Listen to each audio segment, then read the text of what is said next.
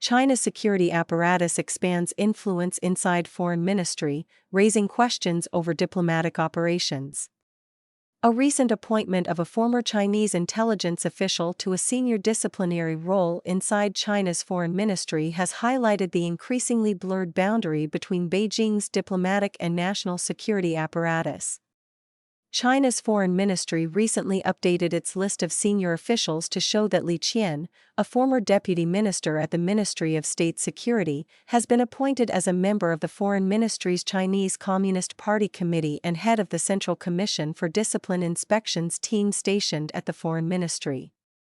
The disciplinary role gives Li oversight responsibilities within the ministry on behalf of the party's anti-corruption watchdog, the CCDI. U.S.-based China current affairs commentator Li Lini told the Epoch Times the appointment highlights the expanding role of China's security apparatus in monitoring foreign policy institutions. Within the CCP's governance, disciplinary inspection teams function as the party's eyes and ears inside government agencies, said Li. The appointment of an official with a national security background suggests that political security concerns are becoming increasingly important within the diplomatic system. Li's appointment is not an isolated case. In recent years, officials have moved between China's foreign affairs and security institutions, reflecting the integration between diplomacy and national security under the CCP. Personnel exchanges between diplomacy and intelligence agencies. China's foreign policy establishment has seen several high-level personnel exchanges with national security-related agencies. Former Chinese Foreign Ministry Vice Minister Sun Weidong was removed from his position in April 2026. After disappearing from public view for several months, he reappeared in late June at a political event identified as the Executive Deputy Director of the Office of the Central National Security Commission. Another example is Liu Haixing, who spent much of his career in the foreign ministry before moving into the national security system. Liu served as an assistant foreign minister before becoming deputy director and later executive deputy director of the Office of the Central National Security Commission. In 2025, he returned to the foreign affairs system and became head of the international department of the CCP Central Committee, which manages the party's relations with foreign political organizations. The personnel exchanges reflect the CCP's broader approach of treating foreign affairs as closely connected with regime security, according to Li. The diplomatic system and national security system have always been closely connected within the CCP, he said.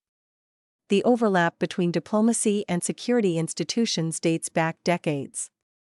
China's foreign affairs system originally developed under party-led structures rather than a traditional separation between diplomacy and intelligence agencies. In 1958, the CCP established a Central Foreign Affairs Group while the State Council created a Foreign Affairs Office. During later political campaigns, these structures were repeatedly reorganized.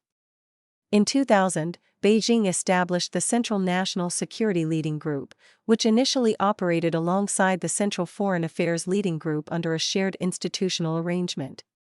The National Security Commission was formally established in 2014, while the Foreign Affairs structure was elevated in 2018 into the Central Foreign Affairs Commission. The changes reflected the CCP's view that foreign policy, national security, and domestic political stability are closely connected. Concerns over Chinese diplomatic activities. The close relationship between China's diplomacy and security has also fueled concerns in Western countries over the activities of some Chinese diplomats overseas.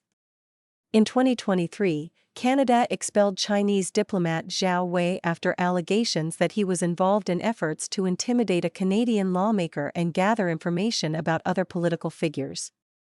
Beijing denied wrongdoing. Michelle Juno Katsuya, a former head of the Asia-Pacific Division at the Canadian Security Intelligence Service, told a Canadian House of Commons committee in 2023 that some Chinese diplomatic personnel may not be engaged solely in conventional diplomatic activities.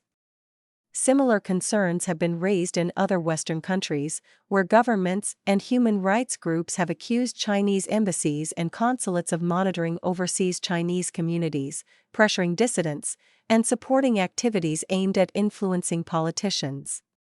The Chinese regime has rejected accusations of conducting improper overseas operations, saying that Beijing's diplomatic missions operate in accordance with international law. John J. Kasich Jr., a retired Department of State Foreign Service officer who worked in U.S. diplomatic missions in China, wrote previously in Taiwanese media The Liberty Times that some young Chinese diplomatic personnel he encountered appeared highly interested in collecting information about foreign governments and institutions.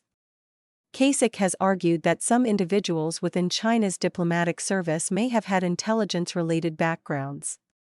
As Beijing places greater emphasis on political security and competition with Western countries, the traditional distinction between diplomacy and national security has become increasingly difficult to define within China's party-state system. Tong Bing contributed to this report.